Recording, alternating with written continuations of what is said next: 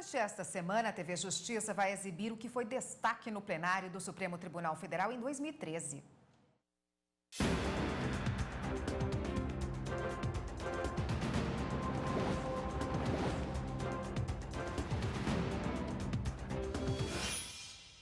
A pauta do segundo semestre foi marcada pelo julgamento de recursos da Ação Penal 470, que determinou a prisão de parte dos acusados. Vamos rever os principais trechos deste julgamento. No segundo semestre de 2013, ao todo, foram julgados 26 embargos de declaração, 10 segundos embargos de declaração e 6 agravos regimentais, recursos dos condenados na Ação Penal 470 por corrupções ativa e passiva, peculato, formação de quadrilha e lavagem de dinheiro. Na primeira sessão, os ministros analisaram questões preliminares, comuns a vários processos. Da lista de condenados, o nome de Carlos Alberto Quaglia foi o primeiro da pauta. Os ministros rejeitaram o embargo de declaração. Esta decisão vincula as instâncias inferiores, de forma tal que esse processo não pode nem deve continuar na instância inferior. De modo que eu, negando igualmente provimento aos embargos de declaração, concedo, no entanto, habeas corpus de ofício para o trancamento da ação penal em primeiro grau. Já o ex-deputado Roberto Jefferson, condenado a 7 anos de prisão por corrupção passiva e lavagem de dinheiro, questionou a necessidade de inclusão do ex-presidente Luiz Inácio Lula da Silva como réu no processo. O revisor da Ação Penal 470, ministro Ricardo Lewandowski, lembrou que em nenhum momento o Ministério Público Federal citou qualquer denúncia contra o ex-presidente da República. A pretensão do embargante nitidamente de reformar o acordo embargado na parte em que não acolheu o pleito por ele formulado como preliminar da ação penal, e a isto não se prestam os embargos declaratórios. Por unanimidade, a Corte rejeitou os embargos de Delúbio Soares, condenado a 8 anos e 11 meses de prisão.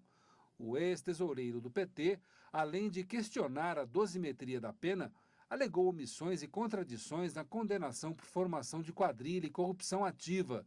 O presidente do Supremo, ministro Joaquim Barbosa, não viu nenhuma contradição no acórdão. A matéria foi tratada de modo claro, lúcido, direto, inexistindo qualquer ambiguidade, obscuridade, contradição ou omissão sobre essa matéria que tenha prejudicado a capacidade de compreensão do embargante. O publicitário Marcos Valério, condenado a 40 anos, 1 mês e 6 dias de prisão por corrupção ativa, peculato, lavagem de dinheiro, formação de quadrilha e evasão de divisas, teve um dos embargos atendido para a redução dos valores de dias-multa, de 15 para 10 salários mínimos.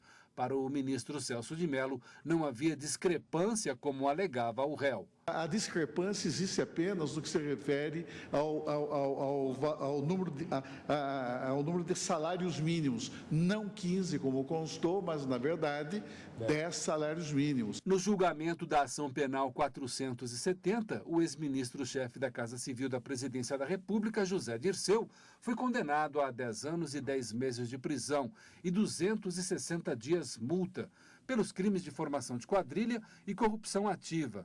As penas foram mantidas no julgamento dos embargos de declaração. Nada se mostra mais lesivo aos valores que informam a ordem democrática e republicana e, por consequência, a própria integridade da paz pública, que é o bem jurídico penalmente tutelado pela punição que se faz ao delito de quadrilha, do que a presença na condução do Estado e das agremiações políticas de altos dirigentes governamentais e partidários, integrantes de quadrilha formada e constituída para corromper o poder. A grande maioria dos embargos declaratórios foi rejeitada pela Corte do Supremo. Não foi diferente no caso do ex-presidente nacional do PP, Pedro Correa, condenado a 7 anos e 2 meses de prisão por corrupção passiva e lavagem de dinheiro.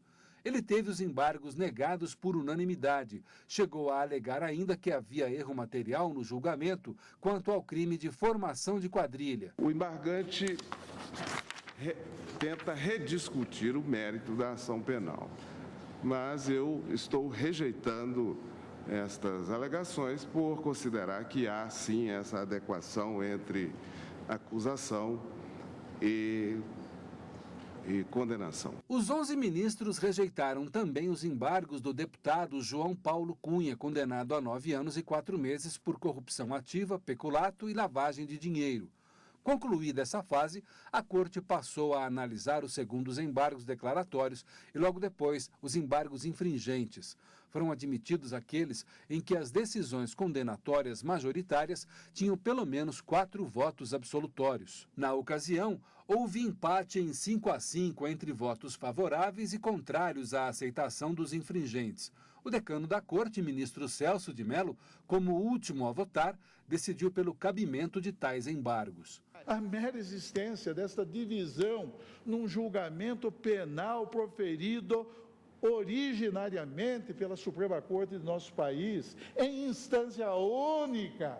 Tudo isso eu recomendaria que admitíssemos a possibilidade dos embargos infringentes. Encerrada essa fase, o presidente do Supremo, ministro Joaquim Barbosa, determinou inicialmente a prisão de 12 condenados na ação penal 470, com penas que já transitaram em julgado. Posteriormente, foram determinadas mais 4 prisões. O julgamento dos embargos infringentes deverá ocorrer em 2014, em data a ser marcada.